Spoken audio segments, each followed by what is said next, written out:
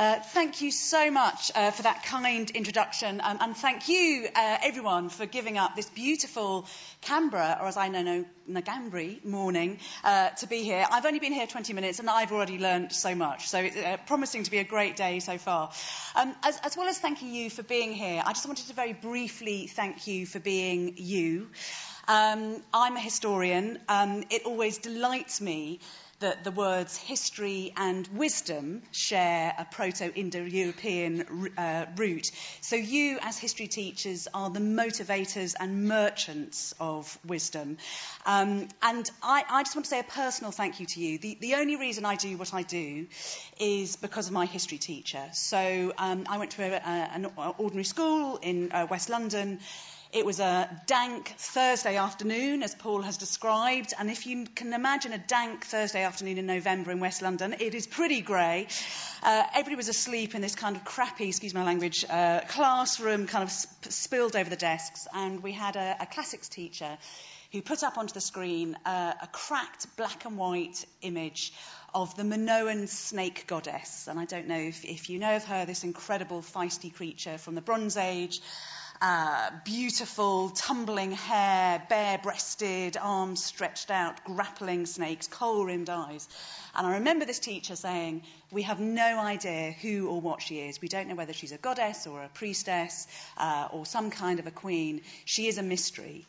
And that moment changed my life. I just thought, what an extraordinary creature staring out at me. I have to try to find her story. So everything I do is thanks to one inspirational history teacher, so I genuinely put my hand on my heart and say thank you for doing the work that you do. Also, just very quickly to say thank you to the conference organisers. They have been unbelievably patient with me. I've been on the road digging in the field for the last 8 months, and every day since they invited me.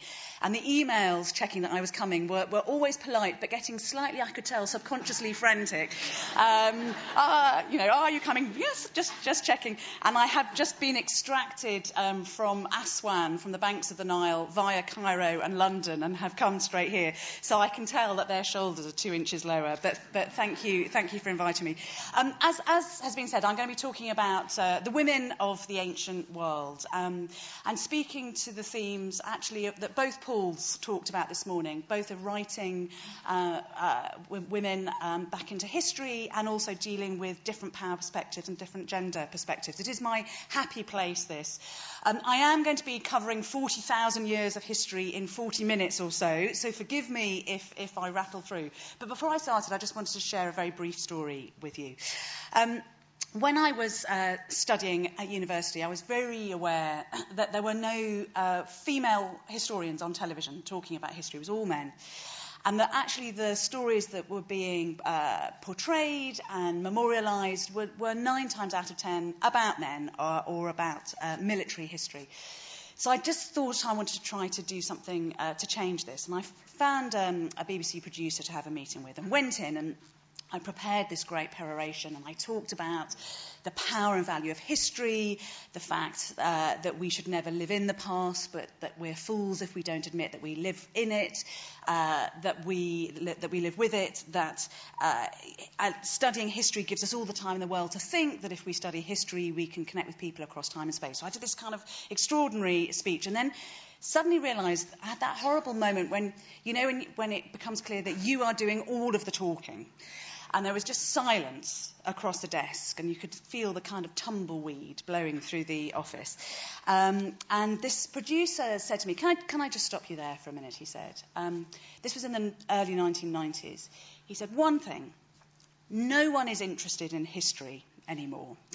And actually, the horrible truth is he was sort of right. I don't know if you remember this.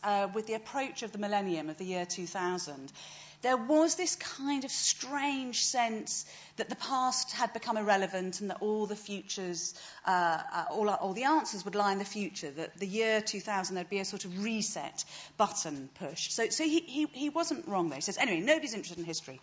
Nobody watches history programmes on television anymore.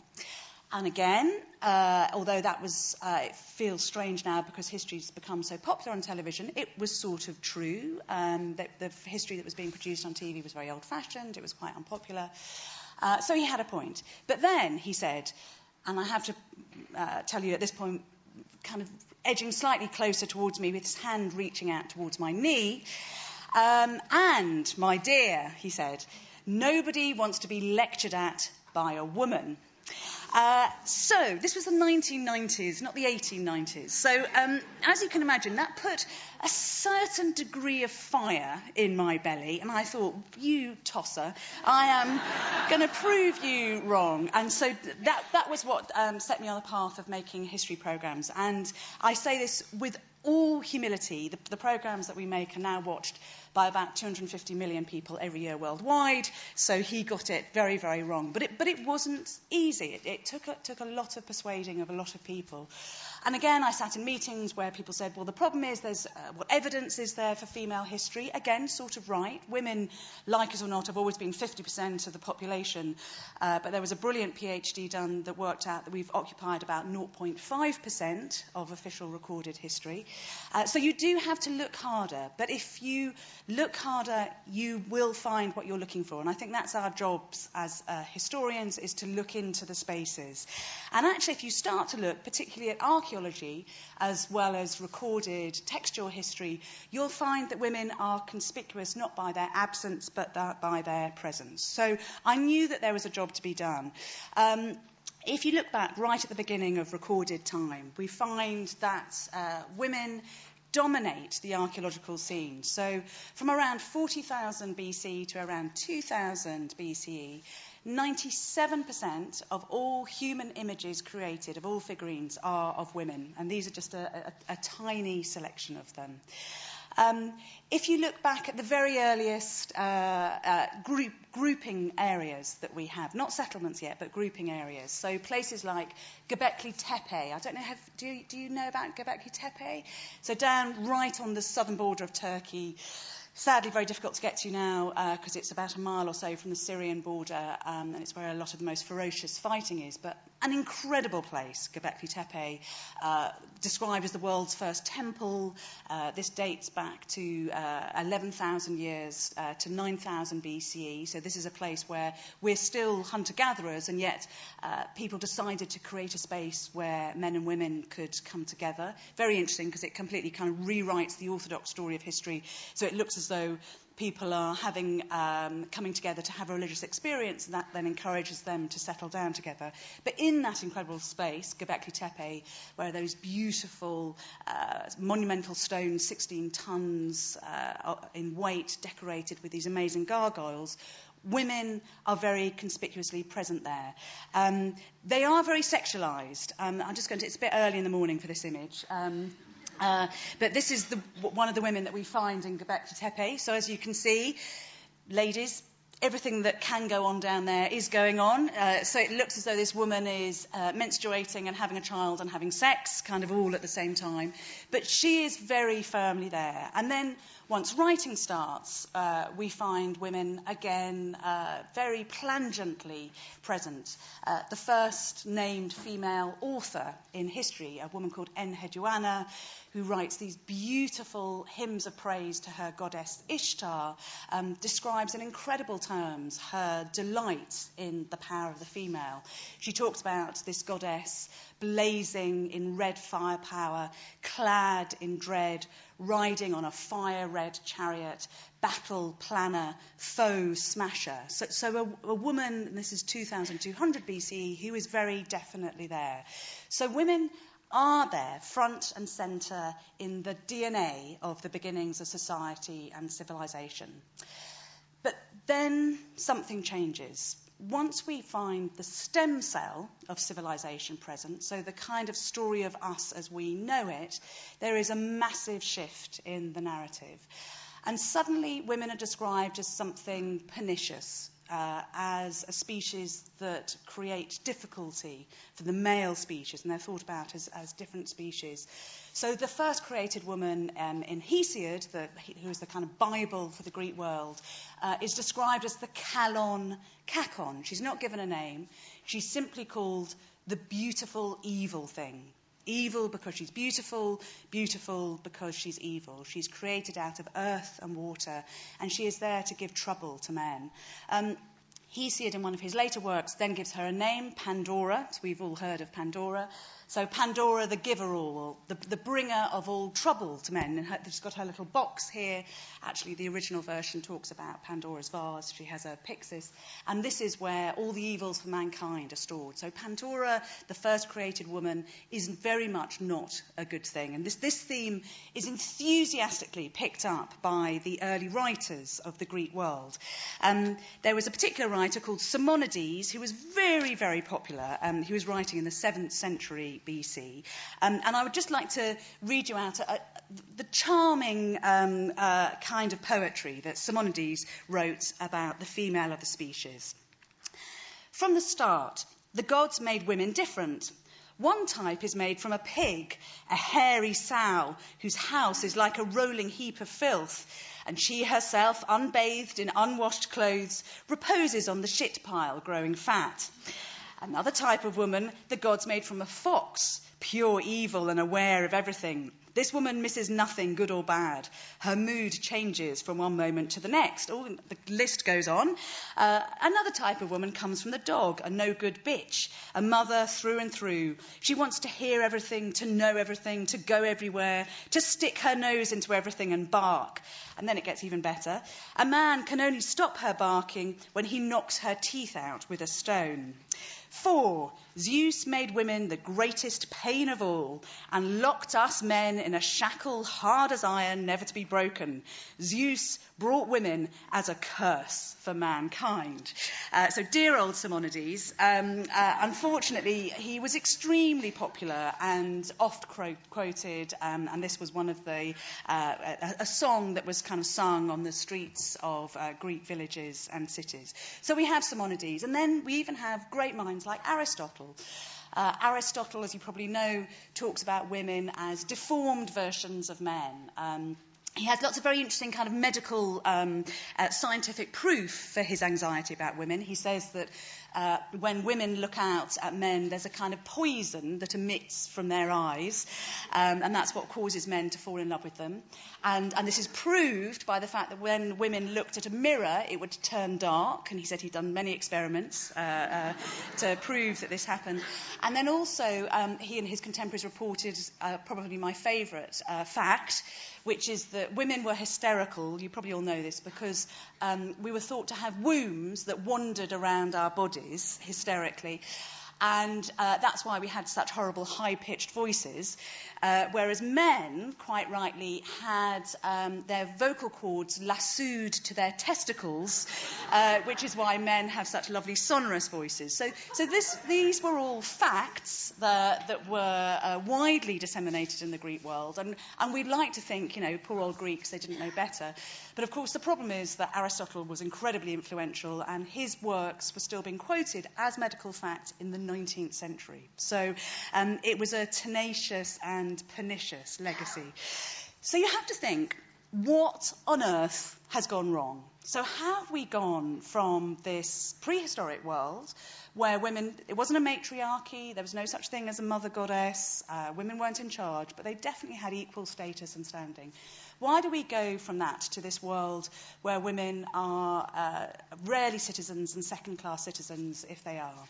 And I think there are two answers to that question. One, a very practical one, and one, an emotional one. Practically, what seems to happen is that at some point in the Bronze Age, we have a very beautiful world. We have a world where citadels and city-states are flourishing. There are communities that are stable, they have enough food, they're producing beautiful arts of work, amazing things, kind of thrones made out of rock crystal, life-size silver, monkeys, golden spindles. I mean, it's a fairly magical place. But what happens is what often happens with civilization is that we get greedy. So civilization is a beautiful thing, but the civilized always want more. We always raven for the next thing.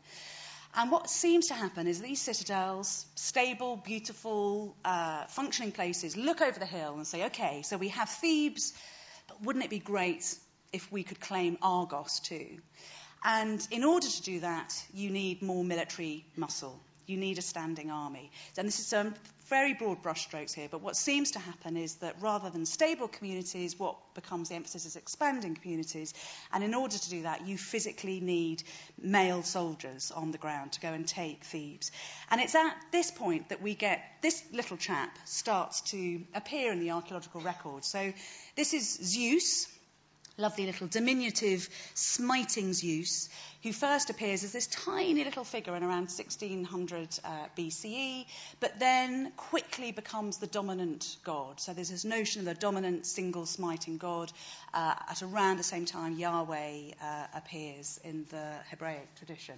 So there's a quantum shift, and it seems to be about expanding societies. So physically on the ground, you suddenly have more emphasis on male muscle and control. But there's also something emotionally which happens. There's another incredible prehistoric settlement in Turkey called Çatalhöyük, which I'm sure you've all heard of, described as the world's first town.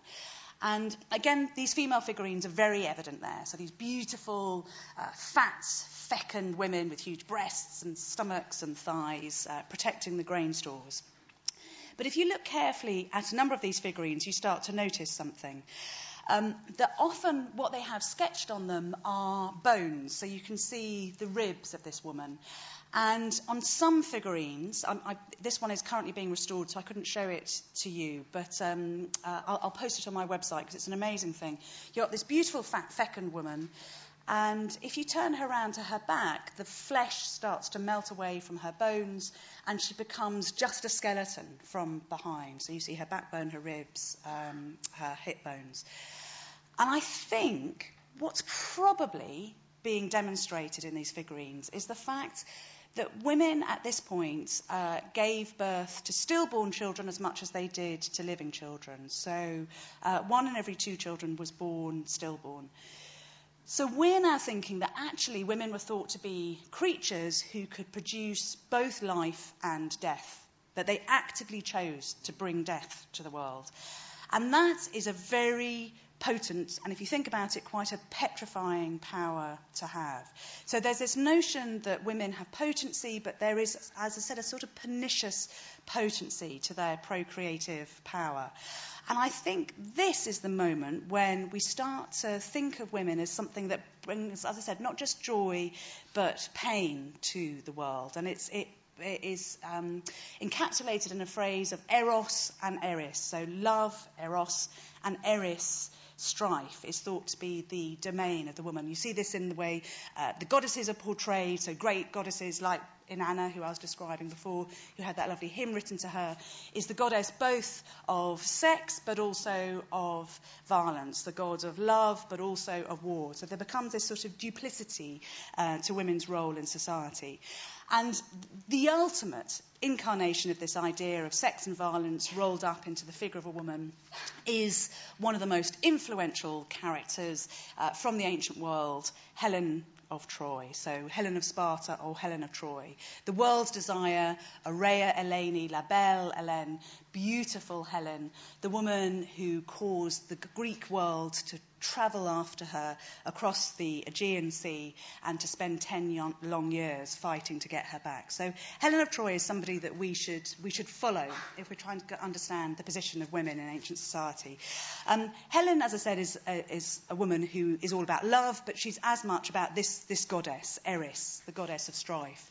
So Eris, very rarely portrayed. This is a pot from the 6th century. Very unusual to have Eris portrayed on pots because the pot painters were very anxious about painting Eris because they thought they would bring strife to their homes if they painted her.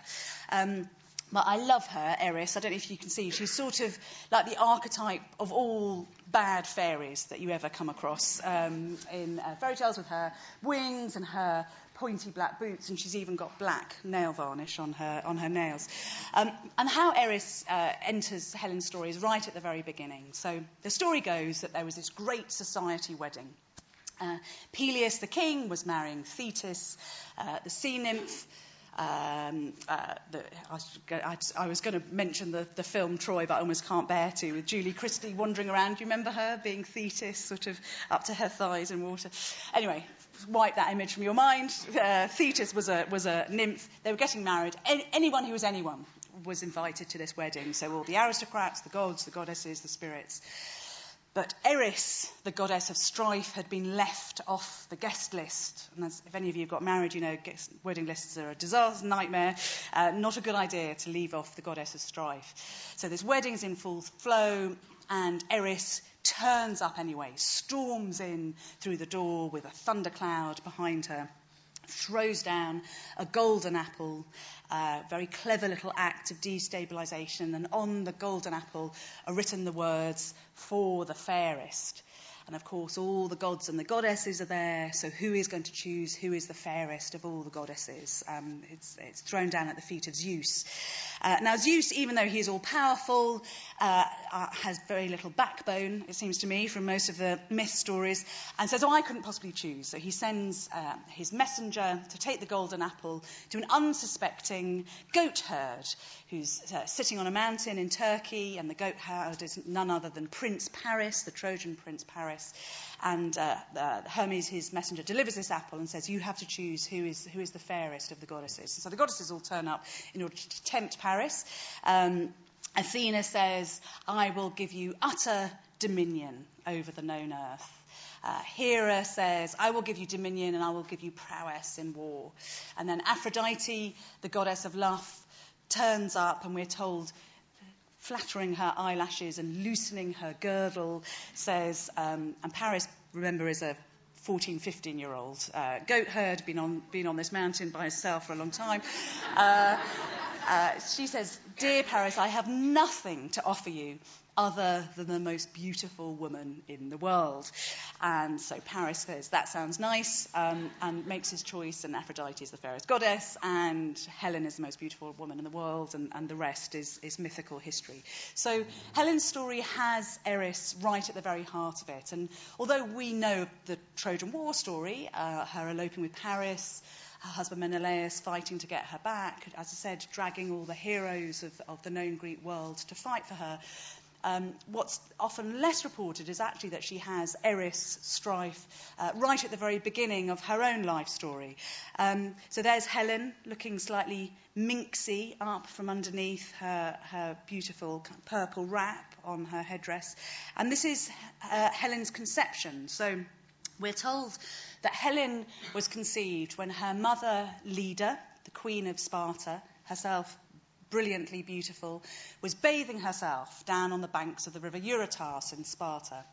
And Zeus espied her and was so enraptured with her, he had to have her.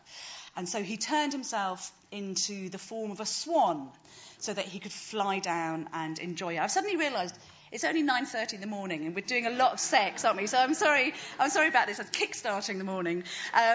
So this moment is memorialised on tombstones. Really bizarrely, I have to say, if I was dead, the last thing I would want to be commemorated by is the image of a giant swan making love to a woman. But anyway, that was very popular in the Greek world. So this is one of these tombstones. So here is Zeus copulating with Leda. I don't know if you agree, it's a kind of beautiful, very disturbing image. Swans, I've been told, have large penises, which is, they think, why this particular story was invented. Anyway, so as a result of this union, Leda becomes pregnant and goes and gives birth to eggs, of course, because the father is a swan, and out of one of these eggs is born Helen of Troy. So it's a story, as I said, for Helen, that if you trace every point of it, there is strife. Even when she's a young girl, 8, 9 or 10, we're told that the all-conquering hero Theseus, as in Theseus and the Minotaur, comes to Sparta and again is so enraptured with Helen that he chases her and rapes her. We don't know whether that means he takes her or whether he physically rapes her. But Helen's story has this kind of dangerous sexuality to it right from the very beginning, which, if you think about it, is slightly odd, because if you read the Homeric version of Helen, yes, she causes trouble, but she is a dignified and resourceful queen. She isn't just a minx. And I think what's happening in Homer's version of the Helen story is that he's both living in a time where women have been downgraded, so in the Iron Age, but remembering a time, the Bronze Age, where they had greater status and standing, which is why you have this slightly conflicted version of the Helen story. Because Helen, down time, comes to us as no less really than a prostitute, sort of tempted away by the golden houses of the East. Hers is a crime of the gods in the ancient world, and then once we get into the Christian period, the idea is that Helen is effecting a crime against the one true God.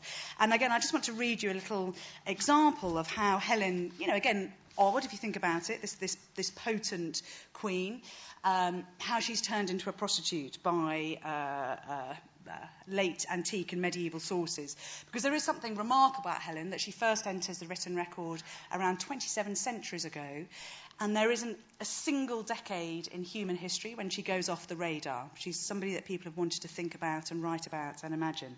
And she was particularly popular, as I said, with monks who wrote from the 11th century onwards, who spilt a lot of monkish ink describing just how evil Helen was and the fact that she was probably a prostitute. So there's a particular one called Joseph of Exeter who writes a volume about this thick about the evil of Helen. He describes her body. He talks about how evil every part of it is. He says her mouth, evil, her neck, evil, her chest, evil. And then he does a very strange dogleg and talks about her internal organs, her liver, evil, her stomach, evil, and you can see the pen quivering as he gets lower and lower down. So he's told us just how evil Helen is. And then he describes her meeting with Paris. And you have to imagine, ladies and gentlemen, that this was written in order to be read out to monks at breakfast. So this was the monks' start to the day. Helen, evil.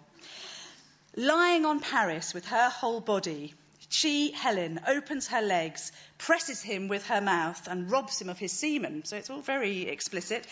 And as his ardour abates the purple bed linen, purple, the colour both of a queen and a prostitute, that was privy to their sin, it bears witness to his unseen due. Oh, what evil!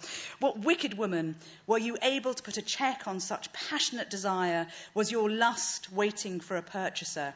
What marvellous power in the gentle sex! Woman holds back her precipitate lust to obtain wealth and does not deign to give joy unless her smile has been paid for. So Helen memorialised as a whore through time. But as I said, very odd if you look at what's actually going on in the archaeological record, because we know that the women of the Bronze Age were not whores. They might have had sex occasionally, but this was not their purpose. Their purpose was to be really effective members of the community.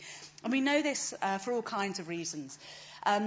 In these amazing Linear B tablets, which is sort of the earliest form of Greek, we hear that women have onato, which are portions of land, that they pay taxes, which must mean that they have disposable wealth, and that land inheritance comes through the female line. So women are in charge of landowning in the Bronze Age. There are fantastic accounts of the power of the queens of the age. There's this amazing queen of the Hittite world, which is further over east into Turkey, called Pujahepa, who has her own seal made, so we know that she's writing her own correspondence, irrespective of what the king wants, and sending it out across the eastern Mediterranean and North Africa. And she marries her daughter to Ramesses II, the great pharaoh of Egypt, the most powerful man in the world. And Ramesses II complains that the dowry that's being sent with this princess isn't enough. And ladies and gents, you should hear the tone of the letter that Pujahepa, Queen Pujahepa, writes to Ramesses II, the most powerful man in the world.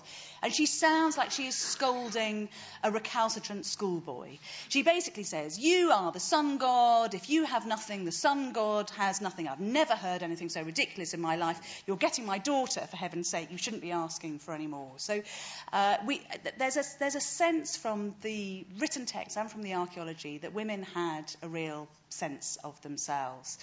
But As a species, we are motivated not by systems and by truth necessarily, but by stories.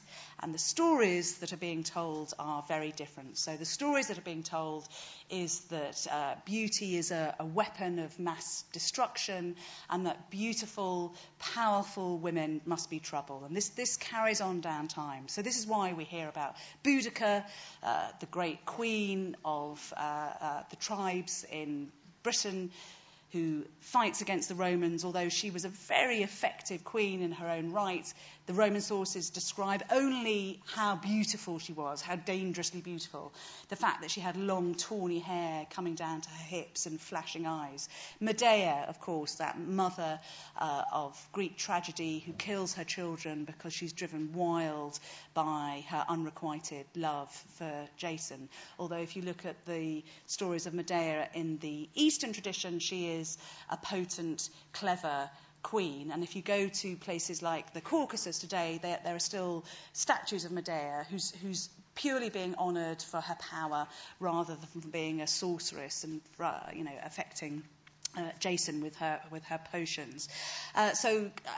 Boudica, Medea, Cleopatra, of course, are all these women who had actual standing and status in society, but are delivered to us as these femme fatales, as women who draw men to their beds and therefore to their deaths.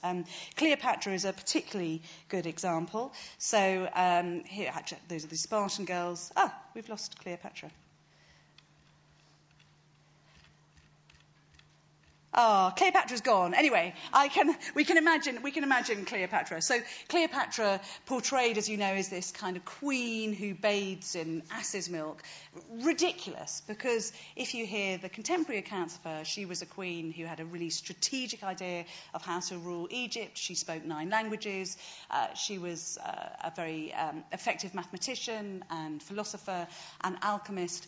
And interestingly, there's just been some new work done on very early Arabic sources in Oxford, and the Arabic tradition remembers this rather than remembering her beauty. They remember that she was described as the blessed one, as she of great mind, and we think that these are actually demotic traditions that survived in Egypt that were then recorded in the early Arabic and Islamic sources. So we have this conflict of the truth on the ground and the stories that are being delivered, the kind of official version of history. There are those who try to fight against this. Herodotus, the father of history, describes the incarnation of tyranny as being putting men to trial without law and raping women without punishment, interestingly.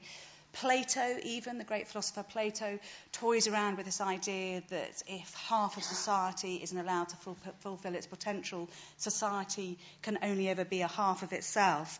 And there's also a beautiful work written by a man called Quintus of Smyrna in the 4th century AD. Really interestingly, this, because it's sort of the Merchant of Venice Shylock speech before Shakespeare actually wrote it. And he talks about Hippodamia, who's a Trojan woman, who's inspired by the queen of the Ammons, Penthesilea. And what he says is, gives these beautiful words to Hippodamia, where she says, "But women breathe the same air as men, we feel the same sunshine on our faces, we walk on the same grass. Why then are we not equal to mankind?" So society is aware that there's a problem, but the problem is that the stories of the pernicious nature of women are those that dominate. But it is not all hopeless.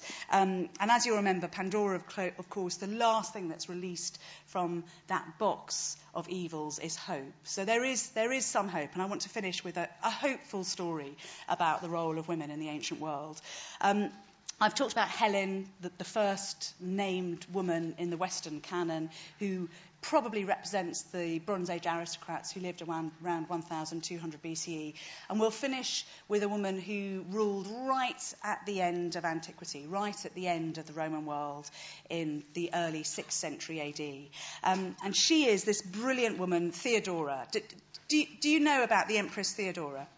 Yes, fantastic. Because sometimes, and you are all incredibly intelligent history teachers, sometimes you mention Theodora and nobody's heard of her. But she's a remarkable creature. She's a woman who should really be a household name. And I would ask you, if there's one favour from me to you as history teachers, please can you tell all your students about Theodora. So Theodora, for those of you who are not so familiar with her, she starts her life in Constantinople.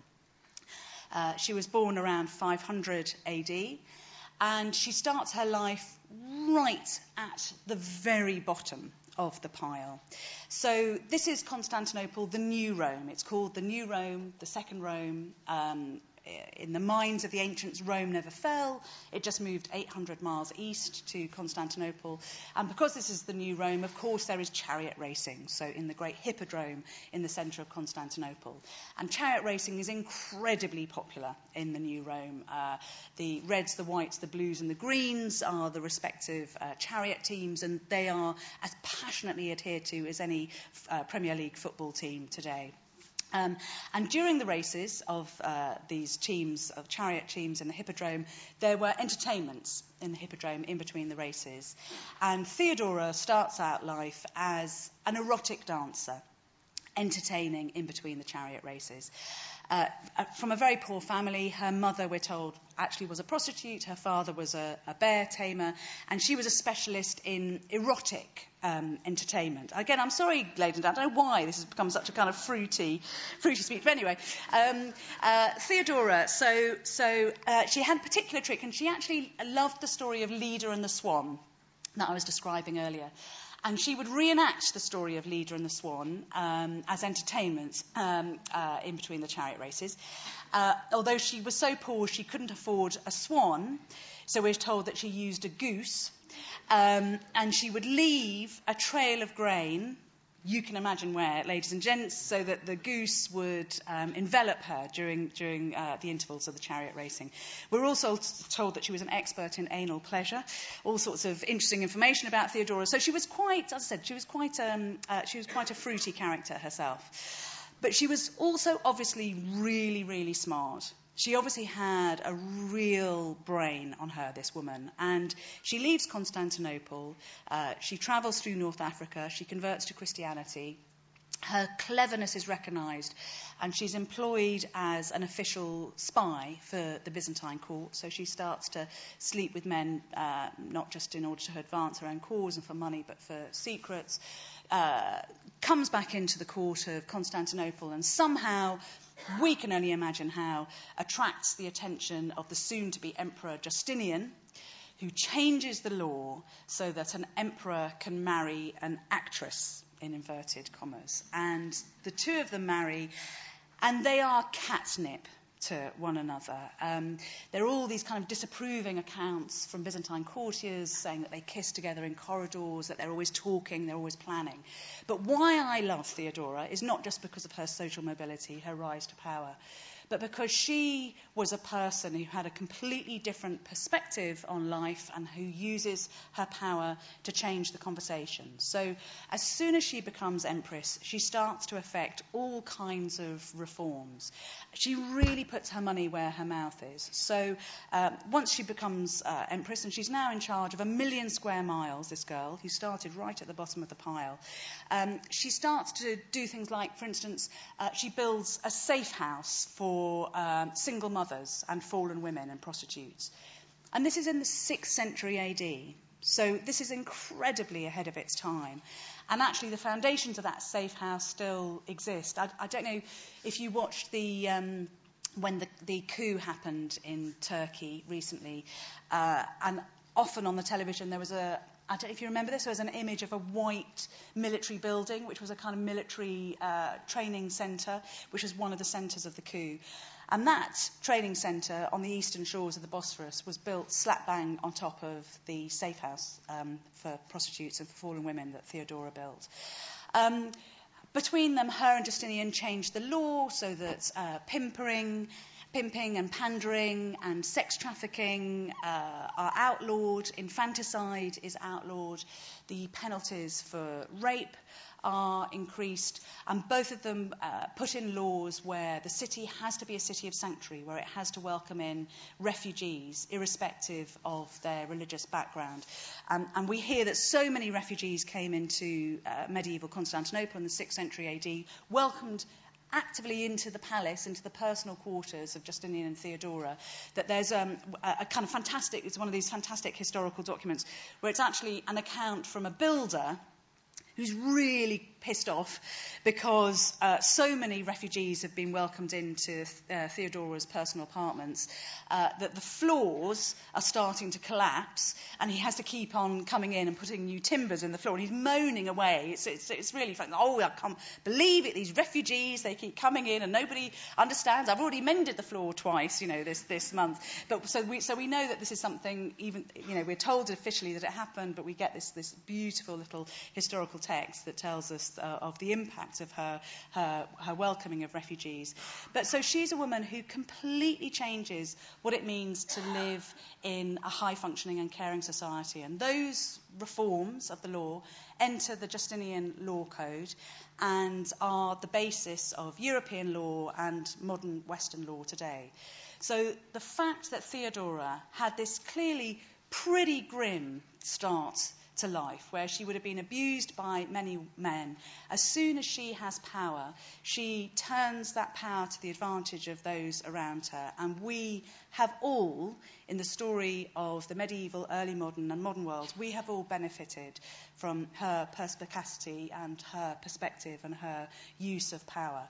So I just want to finish by saying, as historians, these are people that we should be celebrating. These are the characters that we should be writing back into history, getting on the curriculum so that they can inspire others. And remember that the world is lived in all kinds of ways by men and women alike. Our job, I think, as historians, is to remember that history reminds us to remember to think better. I passionately think that history has praxis, that history is a moral agent, that if we look back at these stories, we are inspired to act better in our lives today. And I just leave you with one thought. The word man, people have talked about whether we should be using the word man still. But actually, I think we should, because if you look at the origins of the word man, it has nothing to do with our gender or sexuality. It comes from the Proto-Indo-European manu, which means a mind. So a man isn't a thing with a penis, it's a thing with a brain. I think, and therefore I am, part of the brotherhood of man. And as historians, I think we should be using our wit and our will and our wisdom to make the world that we live in a sophocracy, a place where wisdom rules. So my plea to you is to remember the thinkingness of being historians. Remember that wisdom and history mean the same thing. And thinking back to those early days, those Babylonian, extraordinary Bronze Age moments where women were writing about goddesses of blazing dominion, where they're owning lands, where they're attending courts, where they're helping to control the world around them. When men and women got together in a room very like this, in order to prove that they stood on common ground and they would look together to try to make a better future, they would say a rather beautiful toast together. And the toast is this: Anna Shulmi U Balatu, which means to peace and to life. And you can probably work out the words. Actually, Shulmi becomes shalom, salam, so it's still the word for peace. Anna is the word for life, which in the Latin, through the Latin root, becomes annum, annual, a kind of a yearly cycle of life. So Anna Shulmi U Balatu, to peace and to life. And I think you can't say much better to that. So I say, Anna Shulmi U Balatu, to peace and to life, and to the power of history and history teachers to allow us to remember a story of the world where everyone, irrespective of their gender or their standing in society, can be empowered to make the world a slightly better place. Thank you.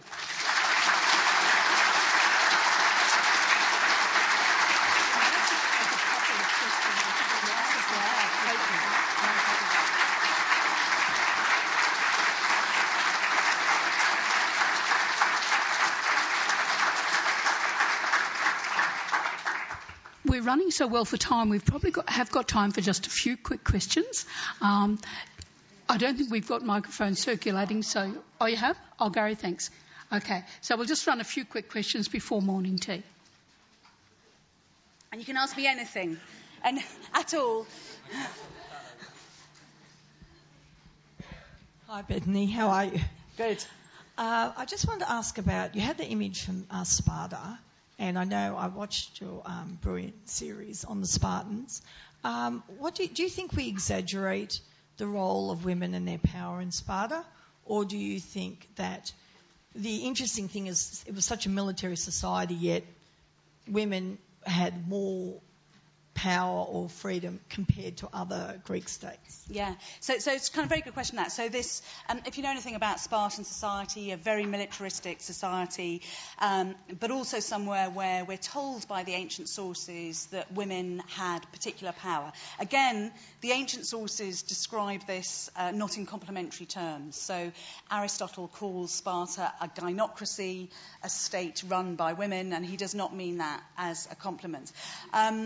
I think that there is a lot of chat about Sparta, which again is very sexualised and very anxious, particularly from Athenian sources.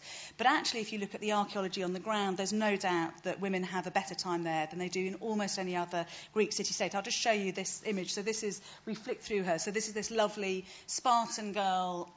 She was always described as a racer, but we now realise that she's a dancer, because it's, I don't know if you know, but it's very hard to run a running race while you're looking backwards behind you. They were called thigh flashers, the young girls of Sparta, and here this young girl is conveniently lifting her chiton so that we can see her thigh, because they used to do these very energetic dances.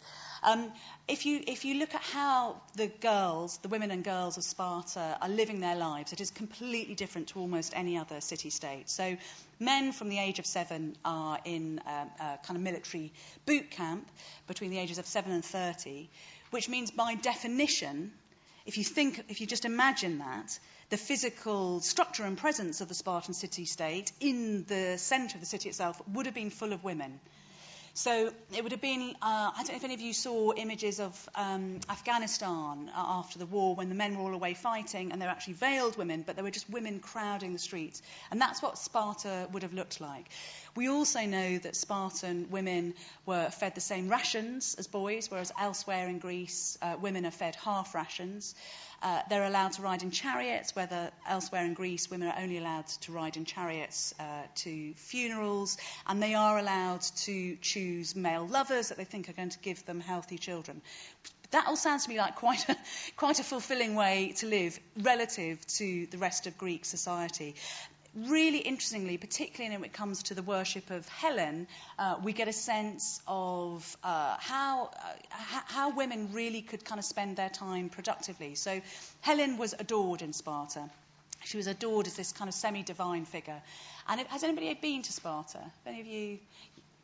Oh, great. So you'll know, just about 5 kilometres or so outside Sparta, there's the Menelaon, which is this beautiful hill that looks out over the river Eurotas and the Eurotas Valley. And the Menelaon was where Helen and Menelaus were worshipped for 700 years. But actually, we call it the Menelaon. The ancients called it Ton Hellenion Hieron. They called it Helen's shrine. And for 700 years, young girls of Sparta would come up in order to honour Helen here. They raced in her honour. They did dances. They left offerings. And we've got the offerings that they left her. Beautiful things like perfume bottles inscribed with her name. Meat hooks, interestingly, which show that they made sacrifice to Helen. And this is all of that. If you put that together, that says to me that these were women who were allowed to do a lot of things that they're not allowed to do in other city-states. So it was romanticised. It was sexualised by external authors. But actually, the on-the-ground experience was 100% definitely better for women in Sparta than it was outside. I'll just read you a little tiny, I've got a poem that was written again by Propertius, by a Roman author, describing the rites of these Spartan girls in honour of Helen. And just to give you that sense, if you look at her, that seems to me like a girl who's enjoying life as far as she can in ancient terms. But Propertius, who writes about it, again turns it into a sort of slightly seedy kind of sexual event. So this is how he describes the young girls worshipping Helen in Sparta. There in Sparta, a young woman properly exercises her body in physical sports, wrestling naked with young men, throwing a ball too fast for them to catch, spinning a nifty hoop, or at length she stands panting, I think this is where his imagination's kicking in, smeared with the mud of the wrestling floor, so it's kind of, wet t-shirt competition territory, bruised in rough pancration, she binds the leather straps to her brave fists and swings and tosses the mighty discus. She races a horse around the ring, the scabbard bouncing against her snow-white thigh, a bronze helmet protecting her virgin head, and the pun is intended, as she swims bare-breasted like the Amazon regiment through Thermodon or haunts on the mountain ridges of Taygetus. So that was how, you're absolutely right, that's how it's written about. It's written about in this kind of overtly sexual way. But I think what's happening is that women are being as fulfilled as it's possible to be if you're looking at that period between about the 7th century and the 3rd century BCE. Is there a lady at the front?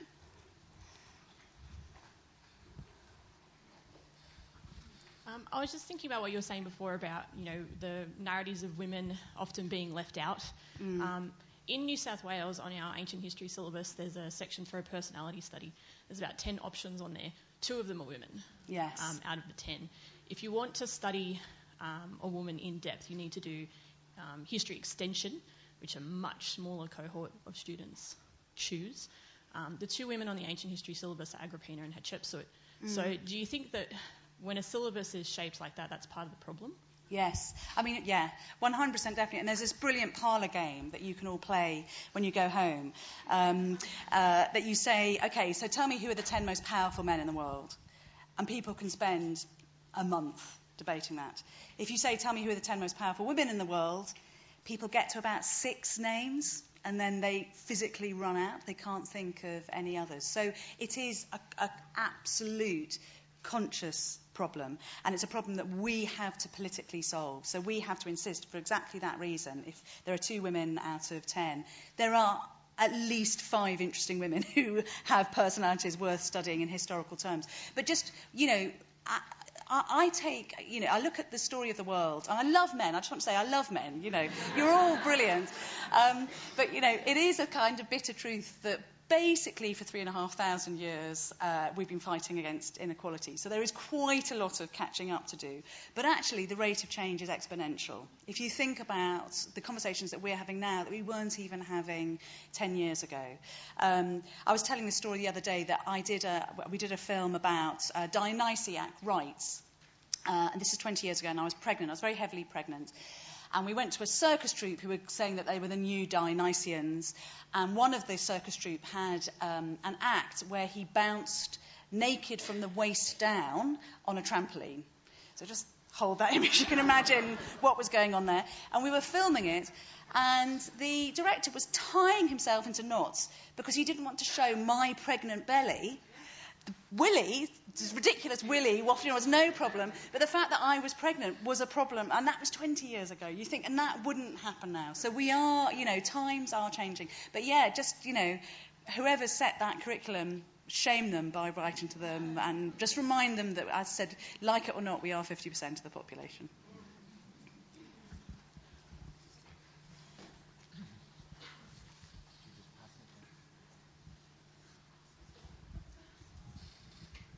Hi, Bettany. Hi. I liked the story you told about how you got rejected by the BBC, was Yeah. it? So how did you eventually crack into it? And did you ever see that tosser again? And that would have been good. I do. Yeah, again, I said, I apologise for both my language and the fruitiness this morning. I don't know what's going on. It's lots of very long flights. I'm obviously kind of kicking into demotic mode. I didn't see him again, and the people have asked me if I remember his name, and I genuinely can't remember his name. So he is blanked from my personal history. The truth is, I was just very, very, very dogged. And I think this is actually your training as a historian, that if there's a gap, there's a reason that there's a gap, and you need to try to fill it with information. That there is something there. There's some bit of evidence that's hiding. And I felt the same way about that history. I thought that this can't be chance, that there are no women presenting history series, and that the subjects are very male dominated. So I just made myself, to be honest, pretty unpopular and very political. And I think you just have, that's what we all have to do. You have to pioneer, and when people are saying no, they're usually saying no for the wrong reasons. But actually, it was about Sparta. That was the first programme I managed to persuade. I said to a commissioner, look, Sparta is very popular, but it's only ever told from the point of view of the the extraordinary kind of warrior ethos. But actually, there's as interesting a story with women, and we are being denuded humans if we don't tell that story. So it took 6 years to get the Spartan programme away, but then they couldn't say no after that.